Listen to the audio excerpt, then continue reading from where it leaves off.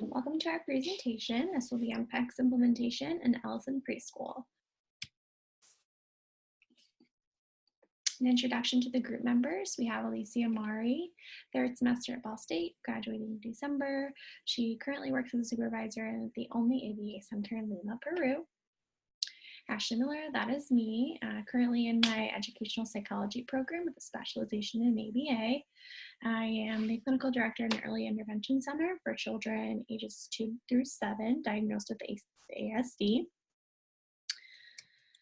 Autumn Rogers, second semester at Ball State in the ABA program, graduated from the University of Southern Indiana with a bachelor's in social work and has been working in the ABA field for a little over a year now as an RBT. Candace Dixon, she actually just left her job as a special education teacher working with students on the ASD spectrum to work in a clinic under her supervising BCBA. Megan Calbas, second semester at Ball State in her ABA master's program. She graduated from Illinois State University with her bachelor's in interdisciplinary studies, ended last summer as a paraprofessional and will be starting her ABA position this fall. Paisley, in her second semester at Ball State University, received her bachelor's in public communications from the University of North Alabama and has been working in the field of ABA for almost 2 years. An introduction to our topic. Ellison is an inclusive preschool in an urban area. It serves 200 students, 50 of those students in regular education and 150 of those students in special education. The ages ranges of the students are 3 to 5 years old. 50 of the preschoolers receive speech therapy. Half of those 50 who receive the speech therapy are nonverbal. 5 of those nonverbal students use PECS. The remaining 20 nonverbal students occasionally point and grunt, but do not have any other consistent communication methods, and those will be our targeted students for this intervention. Ellison Preschool has 20 classrooms with 8 to 12 students in each, along with a teacher and 2 assistants. There are also 2 full-time speech therapists, 1 occupational therapist, and 1 physical therapist. The school staff also includes a principal and a BCBA who will be heading this intervention. In addition to the school staff, we have 4 to 6 parent volunteers who are available daily. And there's some challenging behavior in the classroom by the students that mainly take place during playtime, involves sharing preferred items. Needs for change. From the moment we are born, we obviously utilize different ways to communicate. Functional communication training is one of the ways an individual can communicate or be taught to communicate. Having this tool is necessary for an individual to maintain relationships, learn, and be as independent as possible. And when there is a non-functional form of communication, an individual may use inappropriate ways to communicate their wants and needs, such as challenging behavior that we see in this example of Ellison Preschool. So what is PECS? PECS stands for Picture Exchange Communication System and is used by individuals who are nonverbal and or need some extra assistance to communicate with others. It was actually first implemented with preschoolers who were also diagnosed with ASD in Delaware. PECS comes in 6 phases. Phase 1 is how to communicate, 2 is distance and persistence, 3 is picture discrimination, 4 is sentence structure, 5 is responsive questioning, and 6 is commenting.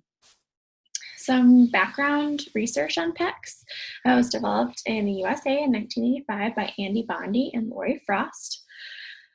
Uses symbols or pictures as a means of functional communication for individuals who have receptive or expressive language delays, or both.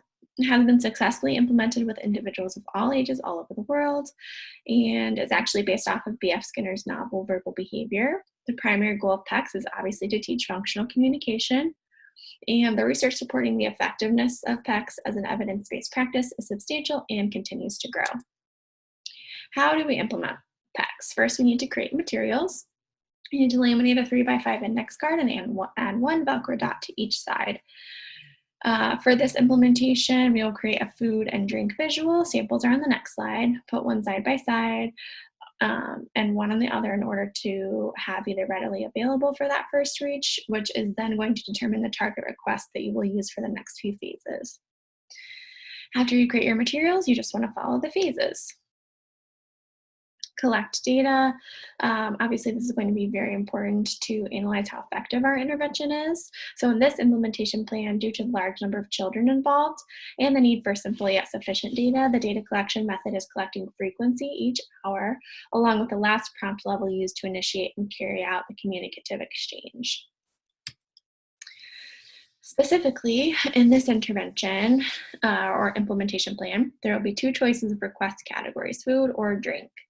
To identify which category will be used for each child, the communication partner and the helper will closely observe the child, and upon the first reach of the child for either a food or a drink, the respective visual will be chosen and immediately used for PECS training. That same visual will be used throughout phases 1 and 2.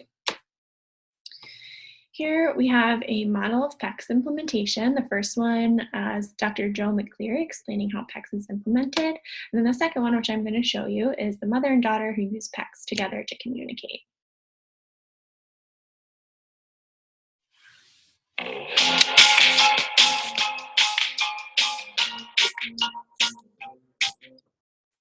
Hi. Ready? I see your ready hands. What are you ready for? Let's see this use more words.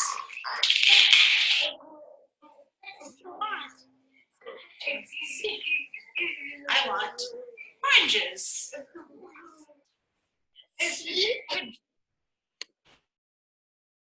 That was the first part of the video. Obviously, you see the child who is nonverbal choosing a picture from a laminated board and handing it to her mother to communicate her request for oranges. Her request is followed up by the item that she requested, which was a food in this case. So how we use PECS in Ellison Preschool. PECS will be used in the Ellison Preschool by training staff members and parents to implement PECS successfully in all environments for all students in need. An overview of our school-wide implementation plan. The BCBA and the principal will have the project implementation and be the direct contact for all the staff implementing the intervention. The path of training will specifically be the BCBA to the teachers or ancillary therapists and then to the parents. Implementation will occur at Tier 2 and Tier 3 level. We may need to look into some small grants to fund training and material and making of materials. Sessions will be implemented with all qualifying students by trained staff throughout the school day.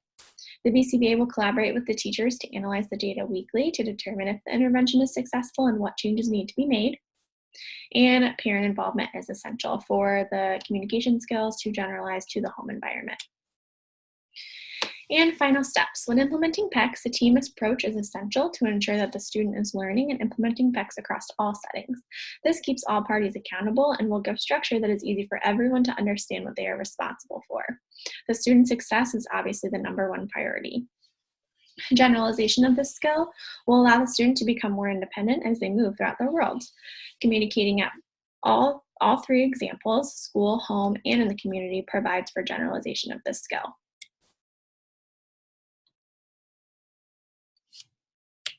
And here are resources, and thank you for viewing our presentation.